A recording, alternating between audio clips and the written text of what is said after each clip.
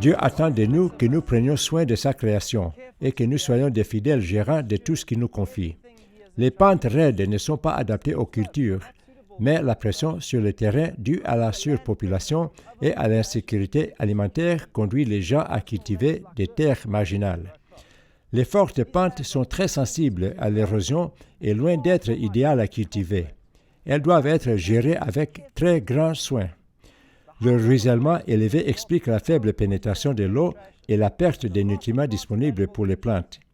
Il est donc vital, tant pour l'environnement que pour le rendement durable, de ralentir le ruissellement. Nous avons démontré dans toute cette série l'importance cruciale de la couverture de Dieu pour prévenir la formation d'une croûte, l'érosion et le ruissellement, et c'est notre meilleure manière d'y parvenir. Cependant, nous recommandons fortement que les pentes avec un dénivelé de 1 mètre tous les 6 mètres ou 15%, ainsi que le sol hautement érodable, soient protégés par des barrières en travers de la pente le long des courbes de niveau, de quelque sorte que ce soit. Les barrières qui servent de dispositifs anti-érosion sont coûteuses, peu pratiques pour les pauvres et souvent inefficaces à long terme.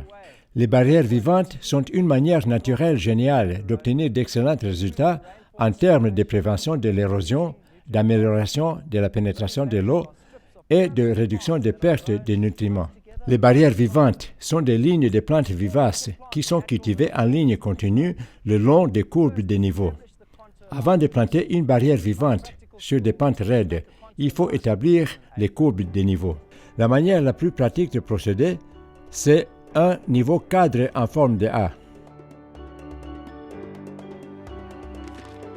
Pour faire un niveau cadre en forme de A, il faut 2 perches fines et solides, longues de 2,5 mètres. Une perche fine et solide, longue de 1,5 mètre. 2 mètres de corde. Une pierre. Des clous. Un panier de piquets taillé en pointe.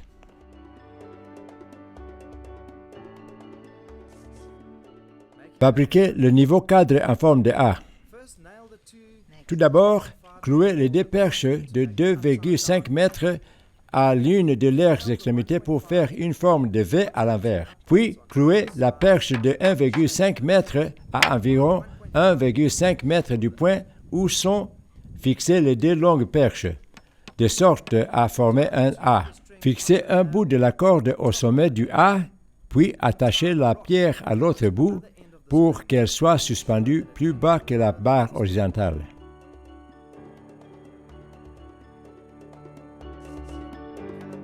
Étalonnez le niveau cadre en forme de A. Avant de pouvoir utiliser le niveau cadre en forme de A, il faut l'étalonner.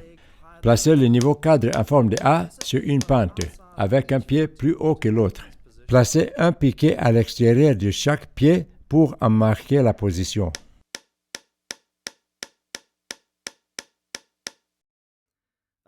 Laissez la corde pendre librement depuis son point d'accrochage et une fois qu'elle est immobile, marquez la position A sur la barre transversale avec un stylo. Retournez ensuite tout le niveau cadre en forme de A de sorte à inverser les pieds. De nouveau, laissez la corde pendre immobile et marquez la position B sur la barre transversale avec un stylo. Le point médian entre ces 2 marques est l'étalonnage, la marque de niveau, C. Mesurez la distance entre A et B, divisez-la en 2 et notez C sur la barre transversale. Quand vous déplacez un pied de niveau cadre sur la pente, la corde se déplacera sur la barre transversale. Quand elle s'immobilise sur la marque C, c'est que les 2 pieds sont sur la même courbe de niveau. Établir la première courbe de niveau. Commencez en haut de votre champ et descendez la pente à reculons, la main tendue devant vous à la hauteur de vos yeux. Quand votre niveau main-œil est aligné avec le haut de votre champ, à environ 1,75 mètres, c'est là qu'il faut établir la première courbe de niveau.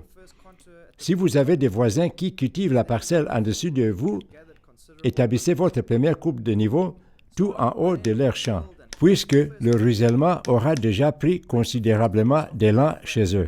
Commencez à une extrémité du champ et plantez le premier piquet dans le sol. Alignez un pied de niveau cadre en forme de A au piquet et déplacez l'autre jusqu'à ce que la corde s'immobilise sur la marque C. Alors, un autre piquet au deuxième pied.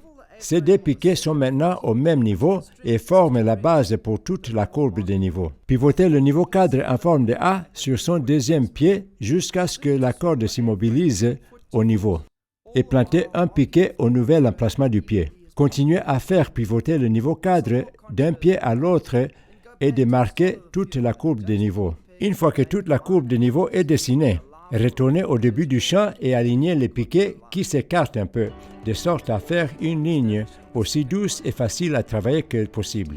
Les pentes raides ont besoin de plus de barrières que les pentes douces, mais en utilisant la règle générale de la main tendue à la hauteur des yeux, les agriculteurs peuvent facilement et avec assurance marquer leur courbe de niveau avec risque minimal d'érosion.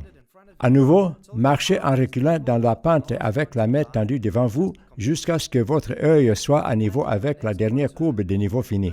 Établissez la courbe de niveau suivante à cet endroit et continuez comme vous la faisiez précédemment, en pivotant et en marquant l'emplacement de chaque pied du niveau cadre en forme de A. En complétant chaque courbe de niveau, continuez à descendre la pente jusqu'à ce que votre champ sera marqué de courbes de niveau à intervalles réguliers. Barrière vivante. Une fois les piquets plantés et les courbes de niveau égalisées, vous pouvez installer vos barrières vivantes. De nombreuses variétés de plantes peuvent servir de barrières vivantes. Nous recommandons de ne pas utiliser des plantes invasives étrangères en raison des dommages qu'elles causent à l'environnement. Une espèce hautement recommandée comme barrière vivante est le vétiver. C'est une herbe vivace en touffe, aux racines profondes, résistante à la sécheresse, adaptée au pH haut et bas, à la chaleur et au froid. Elle n'est pas invasive et ne produit pas de graines viables. Il faut donc la planter à partir des rejetons. Elle monte jusqu'aux 2 mètres de haut, peut être coupée et utilisée comme paillis dans la portion de champ supérieure. Les racines descendent très profond et forment une couche impénétrable, au travers de laquelle la terre ne passe pas, ce qui rend le contrôle de l'érosion exceptionnel. Les barrières vivantes en vétiver sont une espèce parmi d'autres bon marché, sûres et efficaces à ralentir l'érosion et retenir l'eau dans le sol. Creusez un sillon de 10 cm de profond sur la courbe des niveaux. Déterrez une touffe de vétiver du lit de semences et séparez les plantules. Taillez chaque plantule en laissant 10 cm de racines et 15 cm de tiges. Plantez les vétivers par 3, tous les 10 cm dans le sillon avec du compost. Le vétiver va rapidement former des touffes qui empêcheront l'érosion du sol. Au-dessus de la rangée de vétiver, laissez 1 mètre de végétation que vous ne touchez pas jusqu'à ce que la plante soit complètement établie. Au cours des années d'accumulation de la couverture de Dieu, ces barrières vivantes serviront à protéger votre terre de l'érosion. La terre sera piégée et s'accumulera au-dessus des barrières vivantes. Les rejetons s'y installeront et stabiliseront d'autant plus cette terre fertile.